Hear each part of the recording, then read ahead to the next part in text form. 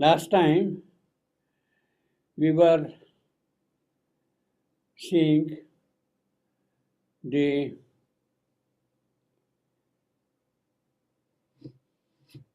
rushing of the oversoul and the human soul into each other.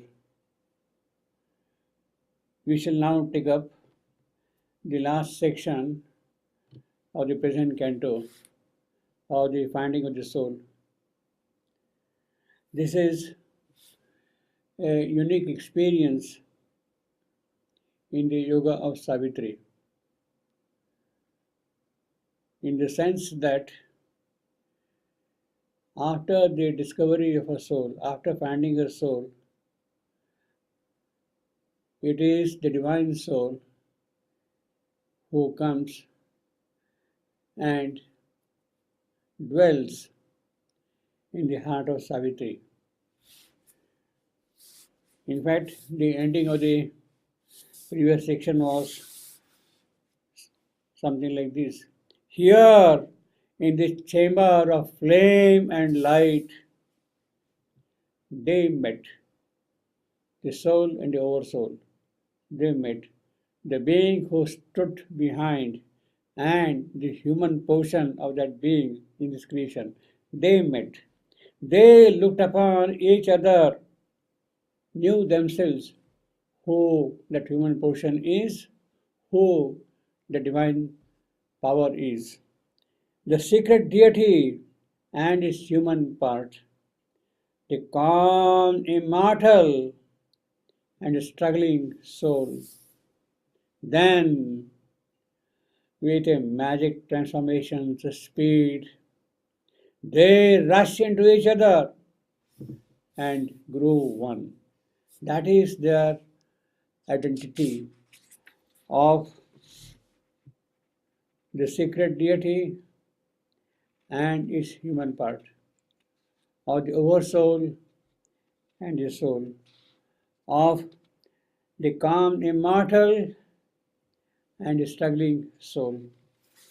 It is they who have rushed into each other and become one.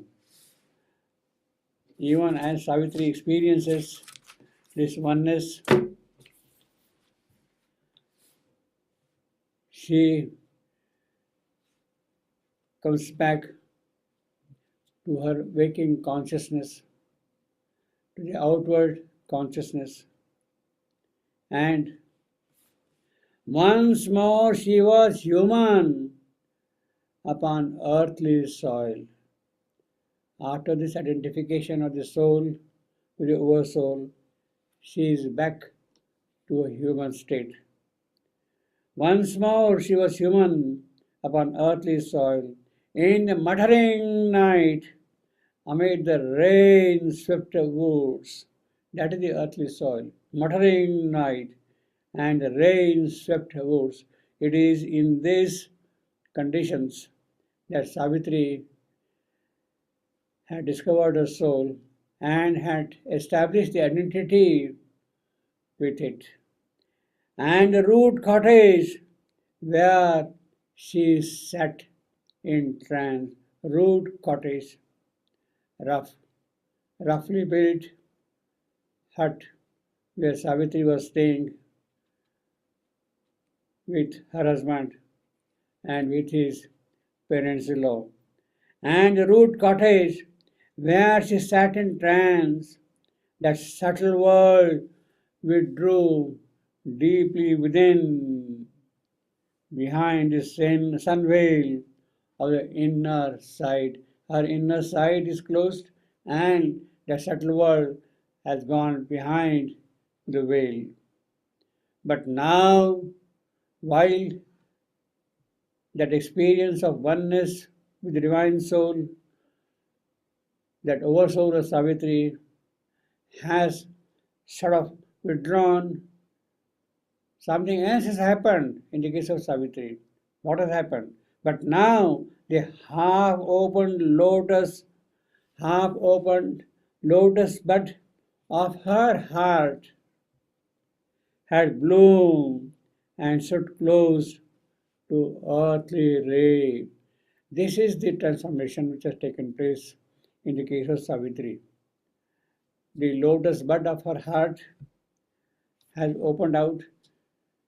The identification of the soul over soul is receding behind the scene, but something has opened out from her heart. But now the half opened lotus bud of her heart had bloomed and stood disclosed to earthly ray.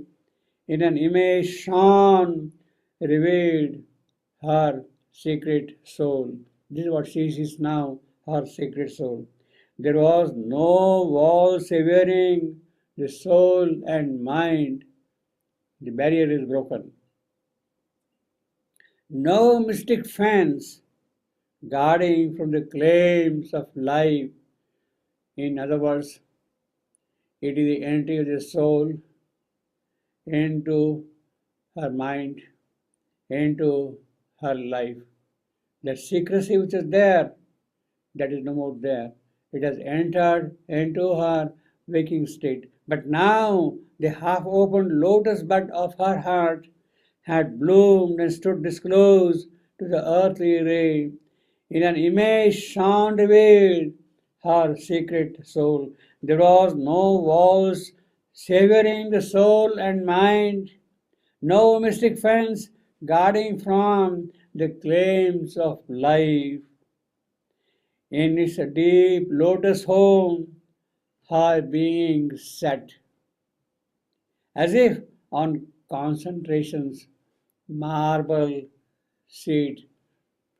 She is sitting on a marble platform, concentrating deeply within, and it is there she feels the lotus of her heart opening out. In its deep lotus home, her being sat, as if on concentration's marble seat, calling the mighty mother of the worlds. It is she who is being called in that place to make this earthly tenement her house. That is the concern. Savitri has taken again that human shape, mind, life are there. It is in that tenement that the mighty mother should come and stay and do her work. Calling the mighty mother of the worlds to make this earthly tenement her house. As in a flash from a supernal light, something is flashing from the heavenly source. From a celestial light, something is coming out, the divine light. As in a flash from a supernal light, a living image of the original power, a face, a form came down into her heart and made of it its temple and pure abode, so that original power is now seated in the shrine of Savitri, in the heart of Savitri. It has become a temple for that original power to come and live. But when its feet had touched the quivering bloom, even as that original power is coming down, and the moment it touched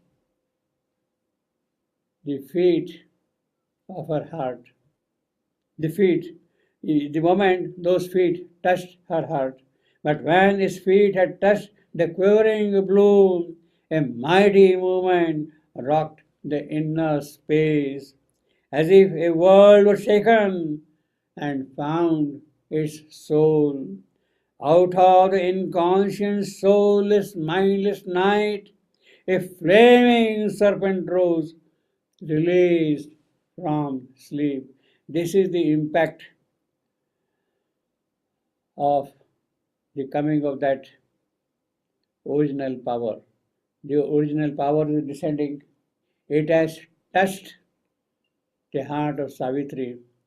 His feet have pressed themselves on it, and under the pressure of those feet, something else has happened.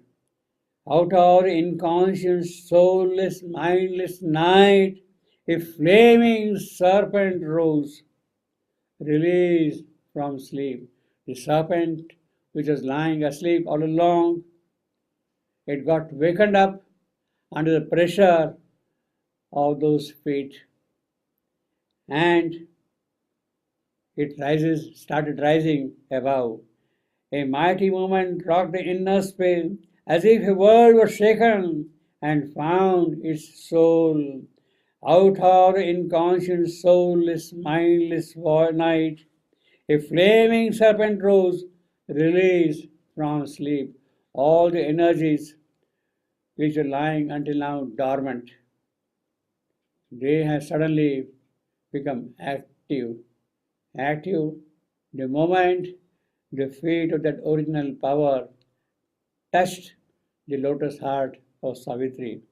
It rose, the serpent rose, billowing its coils, and stood erect and climbing mightily, stormily on its way, climbing up from step above step, and climbing mightily, stormily on its way. It touched her centers with its flaming mouth. One by one, the centers in the subtle body of Savitri are getting awakened as this Kundalini power is rising from below. It was lying asleep until now at the base center in the subtle body of Savitri. The original power has touched, wakened up that Kundalini Shakti, and it is climbing up now from one center to the next center, one above the other.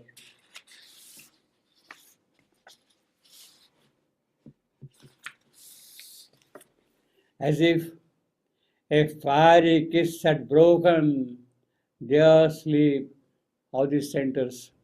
They bloomed and laughed, surcharged with light and bliss. Center after center are awaking. They are blooming out, they are laughing with energy, with light and bliss. Then at the crown it joined the eternal place. From the base center, from Muladhara, it is climbing up all the way up to the center above the head, Sahasrara, and there it is joining the eternal space. In the flower of the head, in the flower of matter space down below, in each divine stronghold and nature not.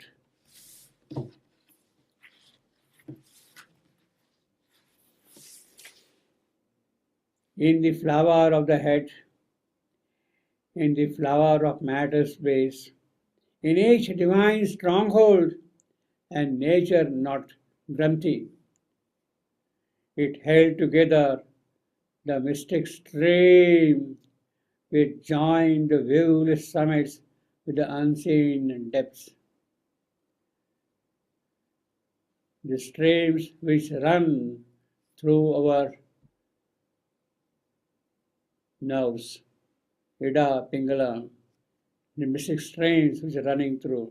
It held together the mystic stream which joined the viewless summits with the unseen depths. The string of force that made the frail defense safeguarding us against the enormous world. Lucky that all our centers was closed at the moment. Otherwise, we would not have been able to bear the impact of cosmic forces rushing into them. It is only a great yogi, a great occultist, who can withstand the power of that Kundalini. It held together the mystic stream which joined the viewless summits with the unseen depths, the string of force that made the frail defense safeguarding us against the enormous world.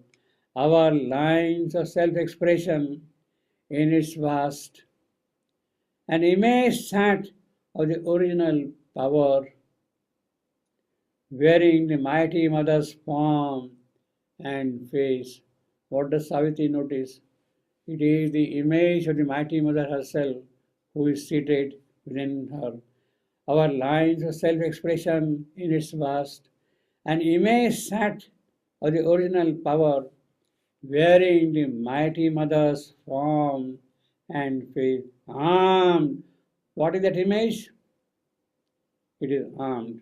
It is the bearer of the weapon and the sign. She is carrying in her hand the weapon of conquest. She is holding the sign of conquest in front of her. Armed, bearer of the weapon and the sign, whose occult might no magic can imitate.